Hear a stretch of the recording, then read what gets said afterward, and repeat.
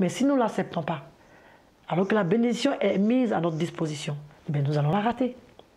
Donc nous avons la possibilité de vivre nos droits, de vivre nos bénédictions, si nous acceptons la grâce que Dieu nous a donnée.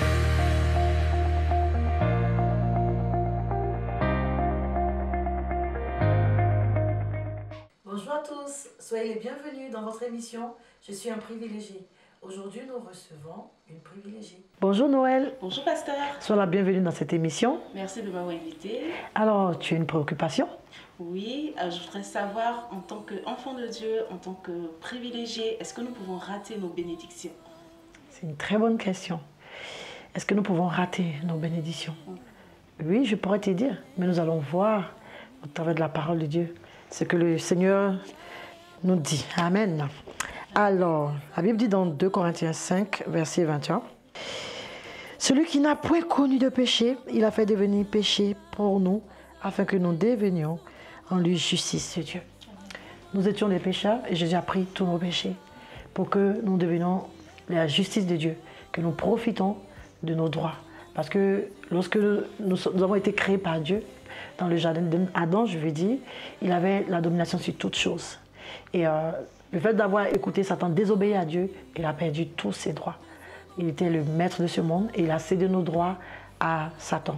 Et Jésus, avec notre Père, Dieu, créateur du ciel et de la terre, ils ont mis le deuxième plan en marche pour nous rétablir dans nos droits. Alors il a envoyé Jésus-Christ pour nous sauver.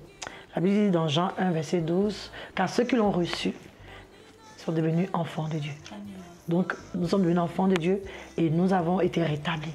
Maintenant, à nous de tendre notre main de foi pour accepter la grâce, cette grâce qui nous a été donnée. Mais si nous ne l'acceptons pas, alors que la bénédiction est mise à notre disposition, bien, nous allons la rater. Donc nous avons la possibilité de vivre nos droits, de vivre nos bénédictions, si nous acceptons la grâce que Dieu nous a donnée.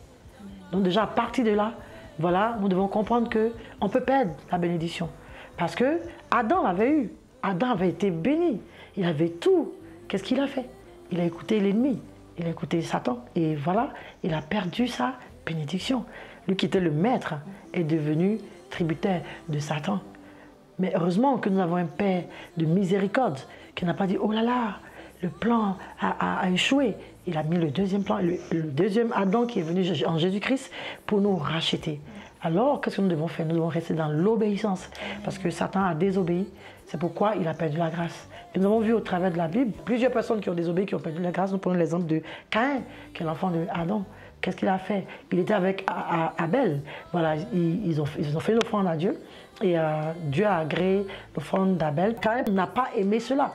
Et qu'est-ce qu'il a fait? Il a commencé à avoir de mauvaises pensées. Il a mis dans son cœur des plans de crimes pour détruire son frère par jalousie. Donc il y a certaines situations qui peuvent nous amener à perdre notre bénédiction. Et Dieu l'a prévenu. Dieu a dit, Caïn, fais attention. Tu es en train de méditer le mal dans ton cœur, mais domine sur le mal avec le bien. Caïn n'a pas écouté. Quand Dieu même lui a demandé, Caïn, où est ton frère? Il a dit, je ne suis pas le gardien de mon frère. Il était déjà rempli de haine, rempli de jalousie. Et ces choses, la haine, la jalousie, l'orgueil, toutes ces choses peuvent nous faire rater nos bénédictions. Oui, on peut perdre nos bénédictions. Si nous désobéissons à Dieu, nous perdons nos bénédictions. Quand bien même ces bénédictions sont disponibles, c'est pour nous. Dieu il a mis à notre disposition toutes sortes de bénédictions. Mais la Bible dit de veiller sur notre cœur. Donc si nous concevons dans nos cœurs la désobéissance, la haine, la jalousie, le manque de pardon, toutes ces choses peuvent nous empêcher de rentrer dans nos bénédictions. Jésus est venu, il est venu maintenant habiter en nous. Et il habite en nous et nous conduit dans tout ce que nous devons faire. Nous devons le laisser nous dominer. L'Esprit de Dieu nous dominer et non pas marcher par la chair. Parce que la chair va nous faire récolter la chair. Nous devons marcher par l'Esprit, dans l'obéissance.